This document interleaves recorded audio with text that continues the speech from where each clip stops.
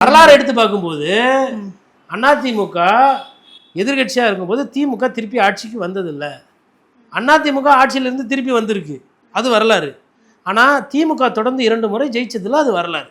அப்போ நான் என்ன புரிஞ்சுக்கிறேன்னா, வரலாறுக்கு திமுகக்கு எதிராக இருக்குது. ஆனால் அதே நேரத்தில் வரலாறு எதிரில் இருக்குது, அதனால் திமுக வந்து திருப்பி வராதுன்னு நான் சொல்லலை. களம் வேற மாதிரி இல்லை, மக்கள் முடிவு பண்ணுவாங்க. நான் இல்லை அந்த முடிவுக்கு வந்து அதாவதுங்க இல்லை, அந்த கேள்வி நீங்கள் வைக்கிறது நியாயம். நான் அந்த கேள்வி ஏன் நான் பதில் சொல்ல தவிர்க்கிறேன்னா, அது மக்கள் முடிவு பண்ணுறது.